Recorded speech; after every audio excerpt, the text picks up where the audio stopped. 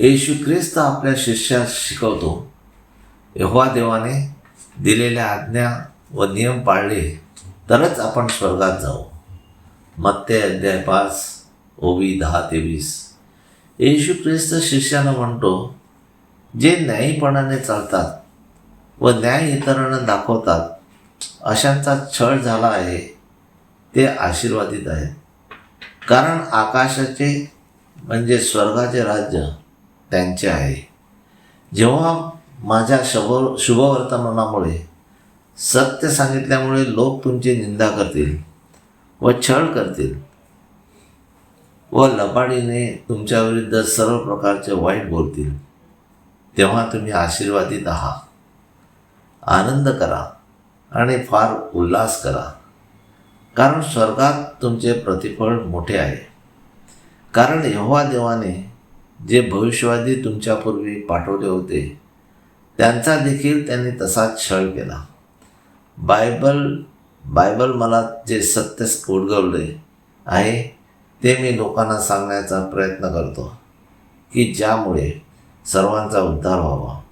त्यामध्ये मोठेपणा मिळवण्याचा काही संबंध नाही, कारण मी स्वतः काहीच करत नाही, तर यहोवा देव त्याच्या दूताकडून आरोग्य मिळवून देतो. येशू ख्रिस्त म्हणतो, तुम्ही पृथ्वीचे मीठ आहात व जगाचा उजेड आहात. मिठाची चव गेली तर त्याला कशाने मिळवता येईल?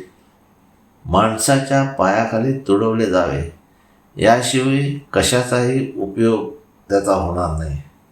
आपण यहोवा देवाची स्तुती आराधना करावी, यासाठी यहोवा देवाने आपल्याला निर्माण केले आहे.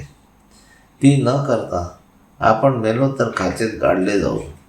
मग आपल्याला दिलेल्या जन्माचा काय उपयोग? आपण यहोवा देवाची खरी सुवार्ता कोणाला सांगितली काय?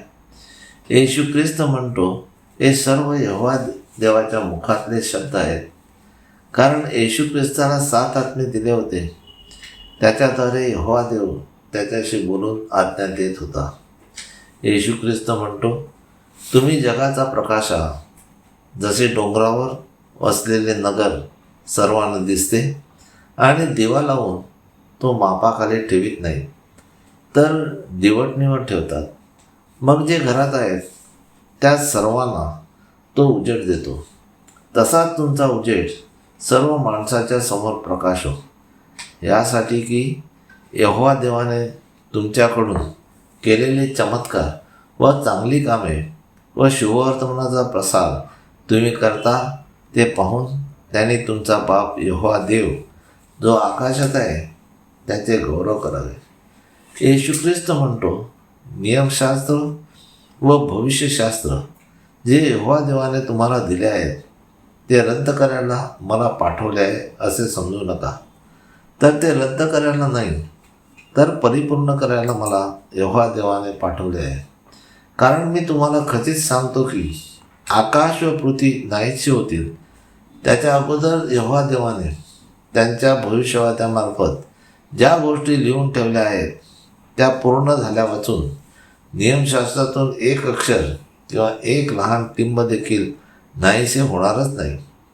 यास्तव सर्वाहून लहान अशा या आज्ञांतील एकही आज्ञा जो मोडील व माणसास तसे करायला शिकवेल तो आकाशाच्या राज्यात सर्वाहून लहान म्हटला जाईल.